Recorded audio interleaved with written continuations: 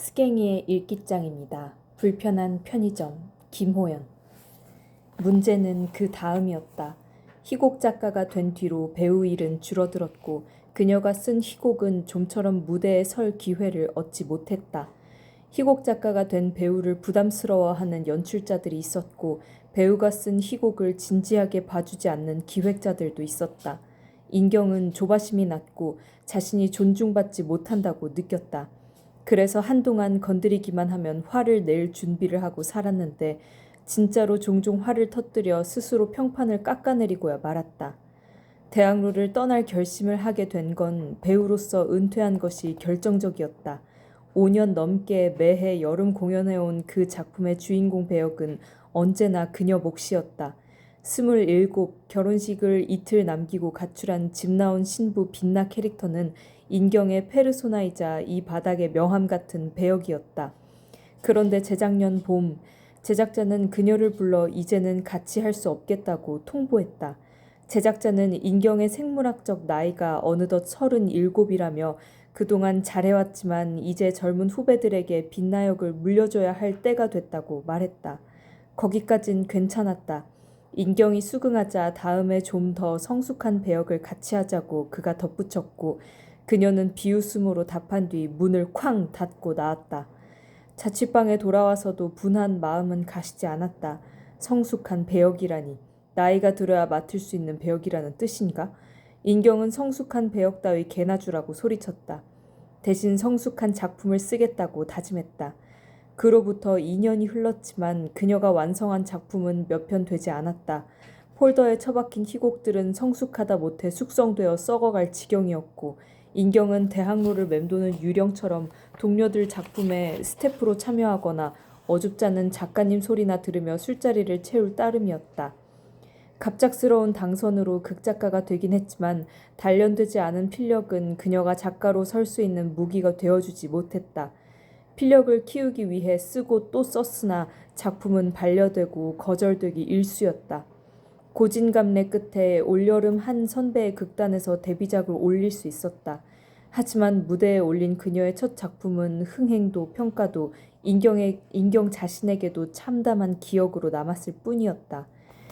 인생은 문제 해결의 연속이라 믿으며 지금까지 발휘해온 그녀의 해결사 능력도 모두 소진된 듯했다. 배우가 되겠다고 상경한 10년 전의 전세금이 월세 보증금이 된 지 오래였고 이제 찾아올 보증금도 남지 않았다. 인경은 연극이라는 자신의 오랜 꿈에 검은 막이 드리워지는 게 느껴졌다. 그녀가 설 무대는 없었고 그녀가 만드는 무대는 열리지 않았다. 아이디어는 고갈됐고 필력은 낡은 휴대폰 배터리처럼 빠르게 닳아 없어졌다. 그녀를 위해 비워둔 방에 짐을 푼 인경은 책상에 앉아 잠시 숨을 골랐다. 이곳에서의 3개월이 그녀의 삶을 어떻게 바꿔줄지 알 수 없었다. 다행히 서울역이 가까웠다. 3개월 안에 작품을 완성 못한다면 그녀는 한달음에 서울역으로 가 부산행 기차를 잡아 타겠다고 마음먹었다. 그때 노크 소리와 함께 희수쌤의 딸이 남자친구의 차가 왔다며 배시시 웃어 보였다. 그녀를 배웅한 뒤 홀로 남은 거처에서 초저녁 잠을 청했다. 금세 눈이 감겼다. 깨어나 보니 자정이었다. 많이 피곤했었나 보다. 자면서 식은땀을 흘렸는지 반팔 티셔츠가 축축했고 배는 쏙 들어가 허기가 돌았다. 인경은 집 안의 식량에는 손대지 않기로 마음먹은 걸 떠올리며 서둘러 점퍼를 입고 빌라를 나섰다. 입김을 내뿜으며 낮에 그 편의점으로 들어선 그녀는 중저음의 인사를 들어야 했다. 연극판에 흔히 있는 덩치 큰 배역 담당 배우를 연상케 하는 중년 사내가 계산대에 있었다. 얼굴도 연기파에 가까웠다. 미모보다는 연기로 승부해야 하는 인상이라는 뜻이다. 아무튼 이 편의점 밤에 도둑 들어올 일은 없겠네 생각하며 그녀는 진열대로 향했다. 쉽지 않았다. 인경이 좋아하는 과자는 하나도 없었고 신선식품 쪽은 더 빈약했다. 김밥도 샌드위치도 인경의 취향에 맞지 않은 것만 있었고 도시락 역시 구성이 부실한 것 2개만 남아있었다. 아쉬운 대로 냉동만두와 육포를 산 인경은 냉장고로 가 맥주를 찾았다. 그러나 여기 역시 4캔 만원 맥주 중 선호하는 맥주 4캔을 고를 수 없는 지경이었다. 인경은 4캔 만원을 포기하고 하이네켄 2캔만 꺼내들었다. 도시락은 원래 많이 안 들여놓으세요? 도시락 폐기 안 남기려고요. 계산대의 중년 사내는 그녀의 질문에 화들짝 놀라며 말을 더듬었다. 글 작업이 한창일 땐 밥해 먹는 것도 번거롭기에 편의점 도시락을 애용하는 그녀로선 안타까운 노릇이었다. 냉동만두를 챙기며 빌라에 전자레인지가 있었는지 여부를 확인하지 않은 것이 떠올랐다. 주변을 살피며 전자레인지를 찾았으나 도무지 보이지 않았다. 중년 사내에게 물으니 오늘 고장이 나서 AS를 맡겼다며 죄송하다는 말을 연발했다. 얘의 그 더듬거리는 말투로. 아니, 죄송할 건 없고요. 좀 불편하네요. 어쩌다 보니 불편한 편의점이 돼버렸습니다. 사내의 솔직한 고백에 헛웃음이 나왔다. 뭐지? 이런 이색적인 자기 풍자는? 자기가 일하는 편의점을 불편하다고 자처하는 이 중년 사내는 여기에 있기 전 무슨 일을 했을까? 그녀는 사내의 얼굴을 똑바로 바라보았다. 강인해 보이는 하관과 큼직한 코, 반쯤 감긴 눈에 커다란 덩치는 졸린 곰 혹은 지친 오랑우탄을 연상케 했는데 사내는 그것도 모르고 자신을 바라보는 그녀에게 씩 웃는 것이 아닌가. 사내진미 도시락 좋아하세요? 사내의 뜬금없는 질문에 인경의 눈이 동그래졌다. 그게 제일 인기라 금방 나가거든요.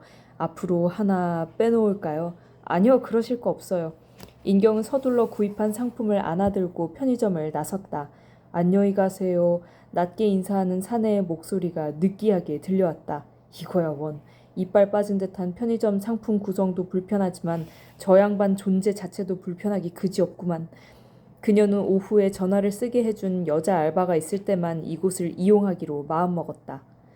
깨어나 보니 새벽 1시였다. 젠장. 하루가 어떻게 갔는지 정리가 안 될 지경이었다. 어제 새벽에 육포와 맥주를 먹고 난 뒤 아침까지 방을 작업실로 꾸미는데 매진했다. 그리고 출근하는 사람들을 뒤로하고 숙대를 지나 언덕 너머 효창공원으로 향했다. 효창공원을 5바퀴 돌며 산책을 마친 그녀는 한결 상쾌해진 기분으로 동네를 훑어나갔다.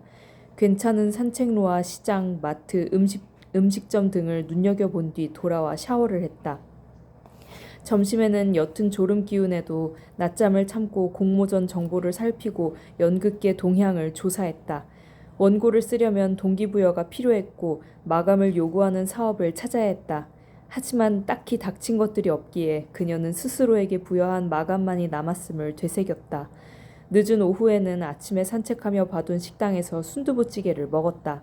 토지 문화관에서의 건강한 무료 식단이 그리웠지만 이곳은 서울이었고 그녀는 돈을 아끼기 위해 하루 한 끼만 외식을 하기로 했다. 거처로 돌아와서는 미드 브레이킹 배드를 시청했다. 인경은 절박해질 때마다 이 드라마를 상비약처럼 복용하곤 했는데 브레이킹 배드라는 타이틀이 뜰 때마다 그녀는 불운을 가르고 라고 혼잣말했다. 이 제목의 본뜻이 이게 아니라는 건 나중에 알게 되었지만 처음 접한 불법 파일의 엉터리 번역 제목 불운을 가르고가 그녀에겐 더 인상 깊었다. 주인공 월터의 삶이 그러했다. 자신에게 닥친 온갖 불운을 가르고 나아가기 위해 그는 마약을 제조하고 판매한다. 그래서일까? 인경은 자신의 앞날이 불확실하고 암울할 때마다 이 작품을 찾게 되었다. 물론 브레이킹 배드는 다시 봐도 흥미로웠고 배울 점이 많은 작품이었다. 그리고 익숙하기에 다시 보다 잠들기에도 좋은 작품이었다. 새벽 1시의 꼬르륵 소리에 또 하루가 시작되었음을 느꼈다. 장을 좀 봐뒀어야 했는데 낮밤이 바뀐 사이클을 조정해야 하는데 이곳에서의 시간을 소중히 보내야 하는데 어쨌거나 허기를 달래야 했다. 편의점에 가기 위해 점퍼를 걸치며 존재 자체가 불편한 덩치 큰 사내를 떠올렸다. 잠시 다른 편의점을 찾을까 하던 그녀는 지금 이 추운 새벽거리를 헤매는 것보다는 집 앞 편의점의 불편함을 감수하는 게 낫다는 결론을 내렸다. 딸랑! 편의점 안은 고요했다. 사내는 안 보였고 고장난 전자레인지는 고쳐놓은 건지 창가 구석에 자리하고 있었다. 하지만 상품 종류가 부실한 건 여전했다. 매출이 적은 편의점이니 상품을 다양하게 많이 들여놓을 수 없었을 테고 또 그러다 보니 손님도 줄어들 수밖에 없는 악순환에 빠진 곳임에 분명했다. 인경은 이곳이 자신의 처지와 비슷하다는 생각이 들어 뱃속이 쓰려왔다. 그러자 더 배가 고파졌고 서둘러 신선식품 코너로 발걸음을 옮겼다. 도시락은 이번에도 부실한 구성 2개만 남아있었다. 마치 어제 상품 그대로인 듯해 찝찝했는데 자세히 보니 그것들 아래 다른 도시락이 하나 깔려있는 게 보였다. 인경은 위에 놓인 도시락들을 치우고 깔려있던 것을 집어들었는데 그것은 제법 먹음직스러워 보였다. 반찬도 12찬에 고기 반찬이 많아 군침이 돌았다. 인경은 도시락을 들고 계산대로 향했다. 그런데 창고에라도 들어간 건가 사내의 모습이 보이지 않았다. 이 새벽에 가게를 비워두고 어딜 간 거지? 오늘도 참 불편한 편의점이 아닐 수 없네. 짜증이 난 인경은 어찌해야 할지 두리번대던 중 계산대에 놓인 A4 용지를 발견했다. 거기엔 검정 매직으로 크게 휘갈긴 글씨가 적혀 있었다.